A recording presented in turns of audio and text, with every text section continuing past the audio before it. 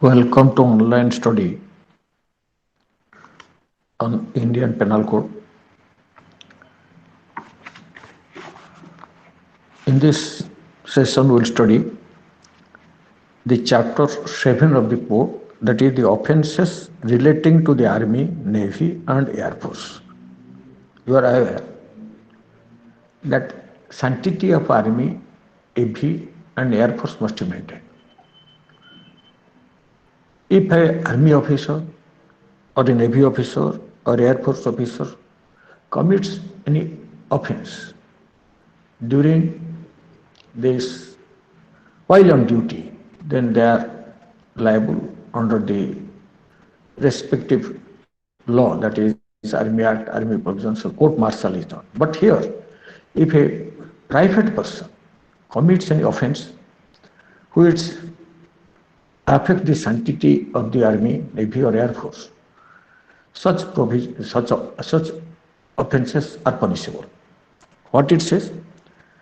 Why? Because deals with the certain offences which might be committed by the civilian persons, civilian population in relation to the defense personnel. These are the offences which are committed by civilian person to the defense personnel who, not being soldiers or sailors themselves, either abet soldiers or sailors in committing gross breach of discipline. Such things are punishable under the Indian Penal Code. What it says? That the section 131 provides abetting mutiny or attempting to seduce a soldier, sailor, or airman from his duty. That is punishable. Whoever abets the committing of mutiny, by mutiny has not been defined, or that is, whoever abets the commission of mutiny by an officer or this soldier, sailor, or airman in the Army, Navy, or Air Force of the Government of India, or attempted to seduce on such officer, soldier, or sailor, or airman from his allegiance. Seduce means instigating somebody not to be faithful in his duty, to allegiance on his duty, shall be punished with imprisonment for life or with imprisonment for either discretion for a term which may extend to 10 years. It is a, that is abatement. What is abatement? That is abatement as provided in section 107. That will be treated as abatement. So whoever abets the mutiny, but by any soldier, sailor, or airman in the Army, Navy, or Air Force of the Government of India, or attempts to seduce any such officer. Seduce means what?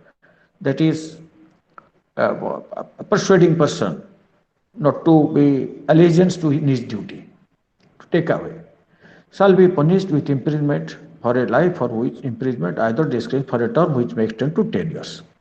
So in this section, this officer, soldier, sailor, and airman include any person subject to the Army Act. Include any person, not officer. Officer may be a low rank officer, a person, the Army Act, any person subject to Army Act, Navy Act, or Naval Discipline Act, the Indian Navy Discipline Act, or Air Force Act, and any person.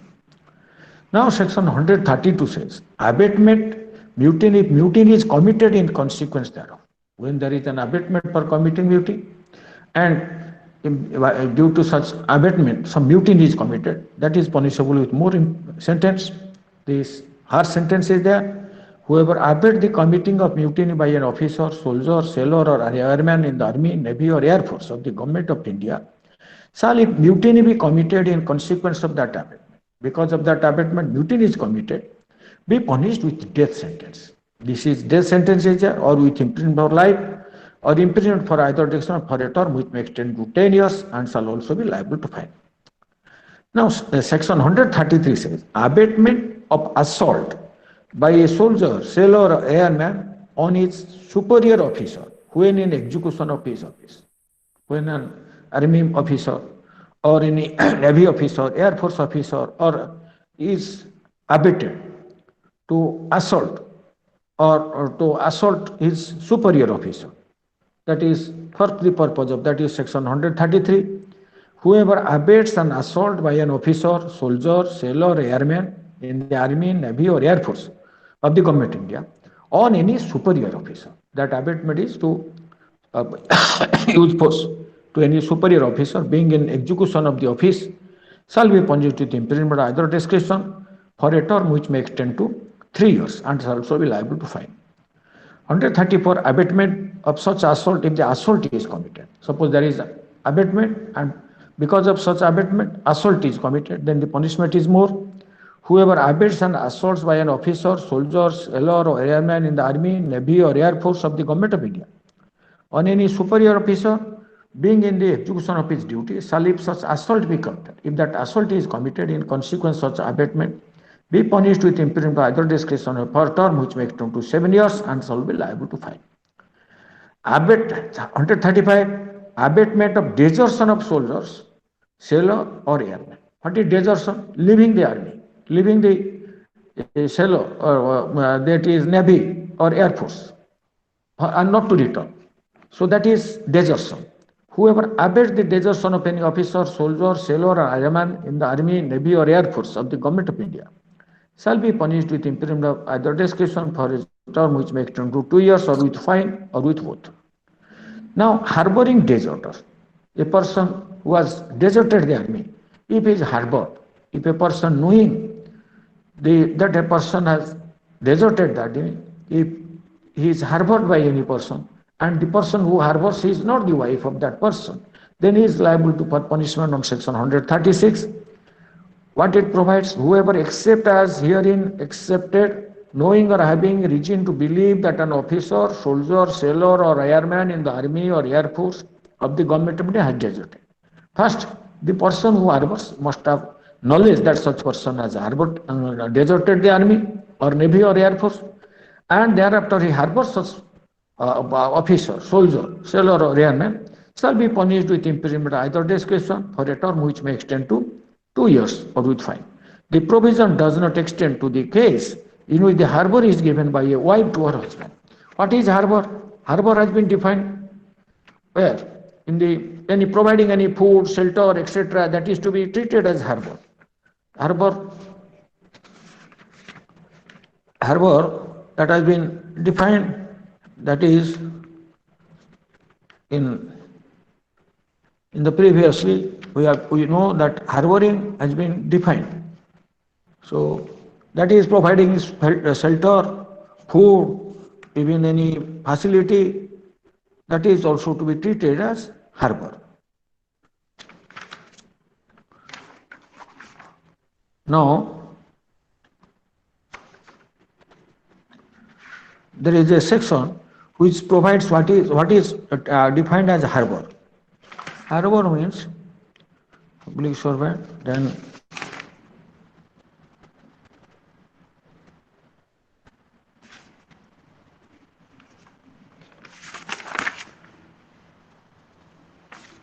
this is harbor. So a person knows that a person has deserted the army and thereafter he harbors and that person is not the wife of that person, then is liable for the offence under harbor means in section 52A that has been provided, except in section 157 and in section 130. 130 means harboring of a deserted army person by his wife. In the case in which the harbor is given by the wife or husband of the person harbored, or the word harbor includes the supplying person with shelter, food, drink, money, clothes, arms, ammunition, or means of conveyance, or the assisting a person by any means, whether of the same kind as those enumerated in this section or not, to evade apprehension. Harboring, that is to evade apprehension, then that will be treated as harboring. 137, deserter concealed on board merchant vessel through negligence of master. Sometimes a person who has deserted the army, a navy or air force, he conceals him in a vessel, in a ship. That vessel that has been also defined what is vessel. That is ship or anything which is used for in conveyance, that means conveying person, that is on sea, water. So here, what it says, the master or person in charge of a merchant vessel on board of which any deserter from the army, air force, or the government of India is concealed. If that person is concealed in a merchant vessel, shall, though ignorant of such concealment, though the master is not aware of such concealment, be liable to penalty not exceeding 500 rupees if he might have known of such concealment, but some negligent of his duty as such master or person in charge, or but for some want of discipline on board of the vessel he could not know. So that is a negligent of a master of a vessel to who in which ship in the ship in which somebody is concealed, a deserter from the army is concealed, and he could not know such thing if because of his negligence. 138, abatement of act of insubordination by soldier, sailor, or airman. Suppose somebody abates a army officer to disobey his superior officer, that is insubordination. That is punishable on section 138. Whoever abates what he knows to be an act of insubordination by an officer, soldier, sailor, airman in the army, navy, or air force of the government of India. Whoever abates insubordination by any officer, if such act of insubordination be committed, if it is committed in consequence of that abatement, be punished with imprisonment either description for a term which may extend to 6 months, or with fine, or with both. Then this is section 138, abatement. 139, person subject to certain acts. No person subject to the Army Act, Army Act, the Army Act 1950, or the Naval Discipline Act, the Indian Navy Discipline Act 1934, the Air Force Act, or the Air Force Act 1950, is subject to punishment under this code for any of the offences defined in this chapter. That means he is liable under the particular act, the Army Act. If he commits any of the offence here, as discussed earlier, then he is not liable. He is not liable for that offence, but he is liable for that particular act. Wearing garb or carrying token used by a soldier, sailor, or airman. Whoever not being a soldier, a person is not a soldier, sailor, or airman in the military, naval, or air service of the government of India, wears any garb or carries any token resembling any garb or token used by such a sailor or airman, with the intention that it may be believed that he is such soldier. Merely because somebody wears the garb of a soldier, that is not punishment. But you see in some, that is in some drama, jatra, opera, somebody wears a garb of a soldier, but that is not happened. But if that intention is that he should be believed that he is a soldier, then only that he is a sailor or airman, then he is liable for punishment, either description for a term which may extend to 3 months. Whoever wears garb or carries a token with an intention that he, by such wearing such garb, he will be believed that he is such a soldier. He is actually a soldier, sailor, or airman, then he will be punished with imprisonment which may either description for a term which may extend to 3 months, or with fine which may extend to 500 rupees. Now, this is offences against Army, Navy, and Air Force. This chapter 8 says of offences against the public tranquility. You know, there are offences against human body, offences against state, but here the states, there should be public peace, public tranquility. So, to prevent the breach of public peace, or how there will be to maintain public tranquility, if some act is committed, if that act affects the public tranquility, that those acts are punishable under this chapter. That is chapter 8. What it says? In this chapter, in this chapter, the first offense is unlawful assembly. What is unlawful assembly? Assembly, you know, that is gathering of certain persons, company of certain persons for certain purpose. So assembly will be designated as unlawful assembly if the common object of that assembly is any of the object as provided in section 141. What it says? An assembly of 5 or more persons is designated as an unlawful assembly if the common object of the persons comprising that assembly, what is common object? The purpose. Common object means here the purpose. The purpose of that assembly is common. All of them. If the purpose, the common purpose of that assembly is to do any of the act as enumerated in this section. That is any of the five types of act. First, to overthrow by criminal force. What is overthrow? To create fear. Overthrow by criminal force. Overthrow means to create fear by criminal force or show of criminal force. The central or state government, parliament, or the legislator of any state or any public servant in the exercise of the lawful power of such public servant. First, an assembly of five or more persons is designated as unlawful assembly if the common object of those persons, common object of the person who comprise that assembly, who are the members of that assembly, first to overthrow by criminal force, to create fear by criminal force or by show of criminal force, the central government or state government or parliament or legislature of any state or any public servant, while in the exercise of the lawful power of such public servant. First, or second, to resist the execution of any law or any legal process. Second, the common object of that assembly is to resist the execution of any law or any legal process. Then that will be treated as unlawful assembly. Third, or to commit any mischief or criminal trespass or other offense. If the common object of that assembly is either to commit criminal mischief or any mischief, what is mischief? Causing damage to the property of another, or mischief or criminal trespass, entering somebody's property or land with an intention to commit an offense, to commit any mischief or criminal trespass or other offense, or fourthly, by means of criminal force or show of criminal force, by showing criminal force or by means of criminal to any person to take or obtain possession of property.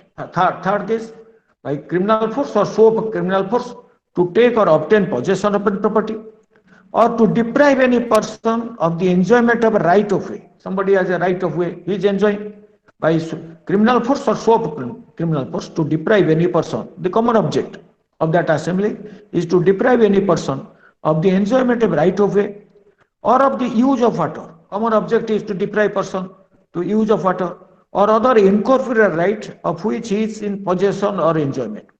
Deprive that person, or to enforce any right or suppose or to enforce any right, or that is by show of criminal force or show of criminal by use of criminal force. If somebody is enforcing a right or saying that he has a supposed right, that is also to be treated as this unlawful assembly. Fifth, if assembly of five or more persons will be designated as unlawful assembly, the common object of the assembly is that by means of criminal force or show of criminal force to compel any person to do which is not legally bound to do. Compel a person to do which is not legally bound to do, or to omit to do something which is legally entitled to do. Legally, suppose a person is legally entitled to perform a particular duty. Somebody by show of criminal force or by criminal force, but compel such person not to do it. That expands on this 50, any five categories of act, any of the act as provided in section 141. If the assembly comprising common object of that assembly falls in any of the category of the provisions as provided in section 141 of the IPC, then that will be treated as designated as unlawful assembly.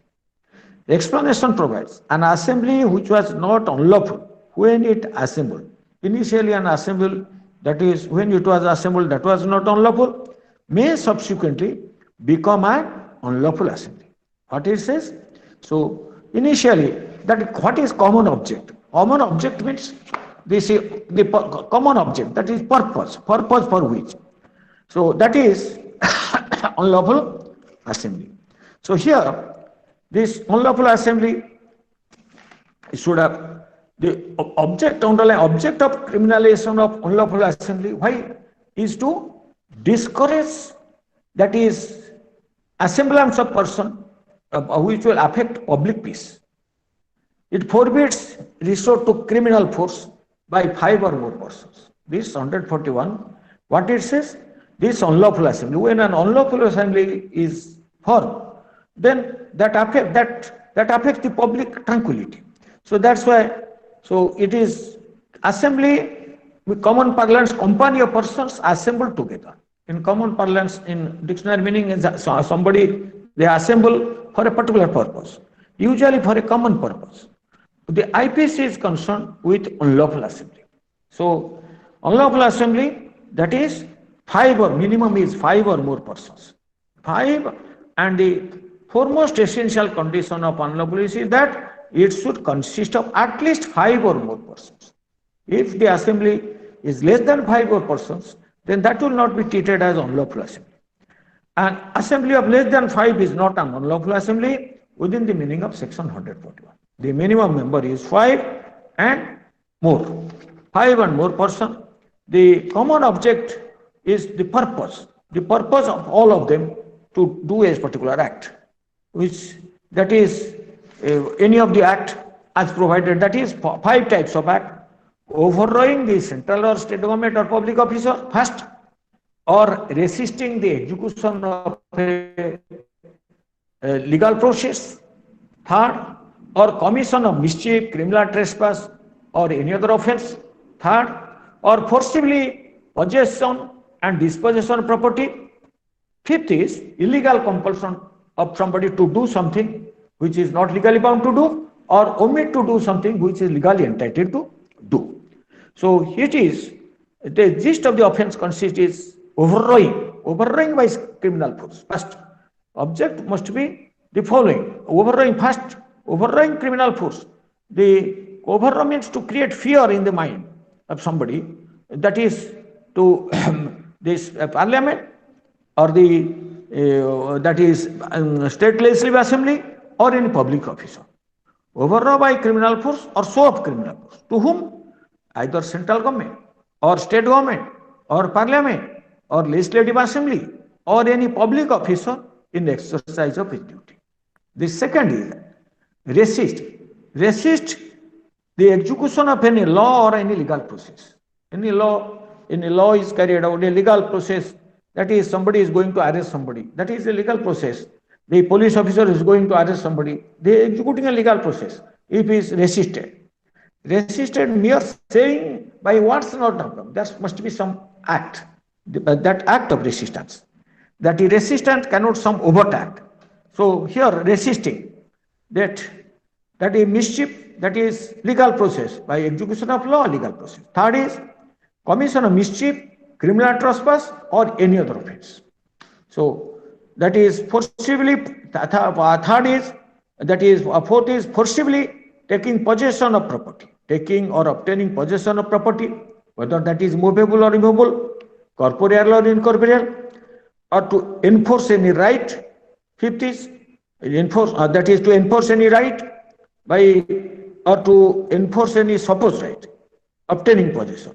So related possession means dispossession is particular ambiguous. That is, if it is taken in with the that is possession is taken by show of criminal force, somebody, that is by means of criminal force or show of criminal force, but to any person to take or obtain possession of any property, to take possession somebody property or obtain possession property, or to deprive any person of the enjoyment of right of way or the use of water, or to deprive person on any incorporeal right or any movable property also of which is in possession or enjoyment, or to enforce any right or supposed right. Or to enforce here, if a person has no right, but he is by scope criminal force or by use of criminal force, he is enforcing right of possession, or suppose believing that he has a right, supposed right, that is to be treated as unlawful offence, unlawful assembly. Then fifth is by means of criminal force or show of criminal force, to compel any person to do a particular act which is not legally bound to do, or to omit to do a particular act which is legally entitled to. That will be treated as unlawful assembly. So this is section 141 is very, very important. You should understand what is unlawful assembly. Then 142 says, being member of an assembly, whoever being aware of facts which render any assembly an unlawful assembly. A person knowing the fact, knowing, being aware that he has that is an assembly, unlawful assembly has fallen, intentionally joins that assembly. He intentionally joins that assembly or continues in it is said to be a member of an unlawful assembly. If a question comes, who is a member of unlawful assembly? The section 142 says, whoever being aware of facts which render any assembly an unlawful assembly. A person being aware of the fact that an assembly has become an unlawful assembly, intentionally joins that assembly, either intentionally joins that assembly or continues in it, or intentionally joins that assembly, knowing the fact that a particular assembly is an unlawful assembly, knowingly joins that assembly, or continues in that assembly, is said to be a member of an unlawful assembly. Punishment section 143. Whoever is a member of an unlawful assembly shall be punished with imprisonment of either description for a term which may extend to 6 months or fine or with vote. 144. Joining unlawful assembly armed with deadly weapons. What he says? Whoever being armed with any deadly weapon or with anything which used as a weapon of offense is likely to cause death. So deadly weapon is not defined. Any weapon which is likely to cause death is a member of an unlawful assembly shall be punished with imprisonment of either discretion for a term which may extend to 2 years. So joining as a member of unlawful assembly, punishment is 6 months. But a person being armed with a deadly weapon, what is deadly? Deadly means that is it may cause death. Deadly weapon or with anything. A person, that what is weapon? Weapon means anything but which can be used to attack somebody. That is weapon. Or with anything which used as a weapon of offense. Thing may be used as a weapon of offense. Say for any other article which may not be treated as weapon, because weapon consists that is if a thing will be treated as weapon which will cause some cutting injury or some that is stab injury, we think that is weapon. But sometimes a thing may be used as weapon that is to cause death. A thing may be called a piece of wood that may be treated as used as a weapon which may cause death. Is a member of and becomes a member of that unlawful assembly, then he shall be punished with imprisonment or either disgrace for a term which may extend to 2 years or with one. 145. Joining or continuing unlawful assembly, knowing it has been commanded to disperse. You know, this under the criminal procedure code, the executive magistrate or the police officer may command an unlawful assembly to disperse. So whoever joins or continues in an unlawful assembly, knowing that such unlawful assembly has been commanded in the manner prescribed by law to disperse. And as per the law, that is a command for disperse of an unlawful assembly. A person knowingly that such a command has been made, he joins at that assembly, shall be punished with imprisonment or other direction which may extend to 2 years, or with fine or with both. Now writing is an aggravated form of unlawful assembly. Whenever force or violence is used by unlawful assembly or by any member thereof in prosecution of the common object of such assembly, every member of such assembly is guilty of the offense of writing. So section 146 says, what is writing? Whenever force or violence is used by an unlawful assembly, either by the entire all the members or by any member thereof or by any member of that unlawful, in prosecution of the common object, that force is used in prosecution of the common object of the assembly. Whenever force is used by that unlawful assembly or by any member of that unlawful assembly in prosecution of common object of the assembly, every member of such assembly is guilty of the offense of writing. 147. Punishment for writing. Whoever is guilty of writing shall be punished with imprisonment of either discretion for a term which may extend to 2 years or with fine or with both. That is, a person who is guilty of writing. 148. Writing armed with deadly weapon. Writing, whoever is guilty of writing being armed with a force is used or violence is used. Whoever becomes a member of unlawful assembly being armed with a deadly weapon or with anything which is used as a weapon of offense is likely to cause death. Anything which is used as a weapon likely to cause shall be punished with imprisonment by either discretion or a per which may extend to 3 years or with fine or with both. 149. Every member of Honorable Assembly guilty of offence committed in prosecution of common object. This is also a vicarious liability, like section 34. What it says? If an offence is committed by any member of an unlawful assembly in prosecution of a common object of that assembly, the purpose, common object, common purpose of that assembly, if an offence is committed by any of the member of the unlawful assembly, then all such as the members of that assembly, or also such as the members of that assembly knew to be likely to be committed in prosecution of common object. Fasting, if an offence is committed by any member of an unlawful assembly in prosecution of common object of assembly, or such as the members of the assembly knew to be likely to be committed in prosecution of the common object, any member committed an offence, or such of the members, or such as the members know they know that as they are aware, they knew to be likely to be committed for the prosecution of common object, then every person who at the time of the committing of that offence is a member of the same assembly is guilty of that offence. It has been provided is guilty of that offence.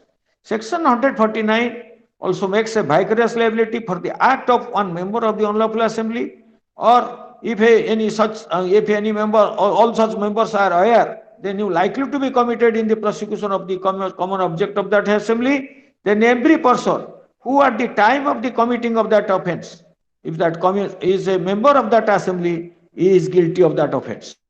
Sometimes you get a question, what is the vicarious joint liability? Joint liability we had previously discussed in section 34 in prosecution. Here in what is section 34? 34 says, are knocked down by several persons in furtherance of common intention. When a criminal act is done by several persons in furtherance of the common intention of all, furtherance in advancement of common intention, they are prior meeting of mind. But here, an unlawful assembly is there. The purpose, common object, for that common object, that is an offence is committed. Then all the members who are the members of that unlawful assembly is guilty of that offence. But here section 34 says, when a criminal act is done by several persons in furtherance of common intention of all, each of such person is liable for that act in the same manner as if it were done by him alone. As if it were done by him alone. But in section 149 you compare, both are, it also makes a person liable if an offence is committed by any member of the unlawful assembly in prosecution of the common object of that assembly, or such as the members of that assembly knew to be likely to committed in prosecution of that object, or that is, or not and, or such as the members of that assembly knew to be likely to be committed in of that offence. Every person who at the time of the committing of that offence is a member of that assembly is guilty of that offence. So it is that alternate conviction of the accused person with the aid of section 100 as well as section 90 is not illegal. Both sections. So it is also a constructive criminal liability. For the act of one person, the other person is liable. Section 149 makes every member of an unlawful assembly at the time of committing of the offence guilty of that offence. For the act of that person, or other members are liable. That is section 149. Now 50, hiring or conniving at hiring a person to join unlawful assembly. These are other provisions. Whoever hires or engages or employs, or promotes or connives at the hiring, engagement or employment of any person to join or become a member of an unlawful assembly shall be punishable as a member of such assembly. So whoever hires or engages or employs or promotes or connives, he will be liable as a member of unlawful assembly. And for any offence which may be committed by any such person as a member of such assembly in pursuance of hiring, engagement, employment, in the same manner as if he had been a member of that such, if by such hiring, by such engagement, or such promotes or connivance, an offence is committed, then he will be liable, and he had been as a member of that such assembly, or himself had committed such offence. This is also a section 150. By hiring a person to become a member of an unlawful assembly, and any person join or becomes a member of an assembly, and any offence is committed, the person who has hired that person, or he will also be constructively liable as if he had committed that offence. 151. Knowingly joining or continuing an assembly of 5 or more sons after it has been commanded to disperse. Whoever knowingly joins or continues in any assembly of 5 or more persons likely to cause a disturbance of the public peace, knowingly becomes a member, joins an assembly of 5 or more persons likely to commit a breach of peace, shall be punished, which has been lawfully commanded to disperse. A lawful command has been made by the police or the magistrate for disperse, shall be punished with imprisonment by either disgrace of a term which may extend to 6 months, or with fine, or with both. If the assembly is an unlawful assembly, within the meaning of section 141, the offender will be punishable under section 145. That is, explanation provides. What is 145? 145 says, what? Joining or continuing unlawful assembly, knowing it has been commanded to disperse. Then 152, assaulting or obstructing public servant when suppressing riot, etc. Whoever assaults or threatens to assault or obstructs or attempts to assault, obstructs, threatens to also obstruct any public servant in the discharge of his duty as such public servant, obstructs a public servant discharge of his duty in endeavoring to disperse an unlawful, when a public servant is endeavoring to disperse an unlawful assembly, if a person assaults or threatens to assault or obstructs or attempts to obstruct such public servant, or to suppress, or if a person is endeavoring to suppress riot or affray, or uses or threatens or attempts to use criminal force to such public servant, a public servant who is engaged in suppressing riot, in suppressing affray, or whoever uses or threatens or attempts to use criminal force to such public servant shall be punished with imprisonment for either discretion for a term which may extend to 3 years, or with fine. 153. Wantonly giving provocation with intent to cause riot. If rioting be committed, if not committed, whoever malignantly or wantonly, by doing anything which is illegal, gives provocation to any person, intending or knowing it to be likely that such provocation will cause the offence of rioting to be committed, shall, if the offence of rioting be committed in consequence of such provocation, be punished with imprisonment either discretion which may extend to 1 year, or with fine, or with both. And if the offence of rioting be not committed, with imprisonment either discretion for a term which may extend to 6 months. That is 153A, promoting enmity, already promoting enmity between different groups on grounds of religion, race, place of birth, residence, language, etc., and doing acts prejudicial to maintenance of harmony. In the next class, we will discuss the other provisions. Thank you all.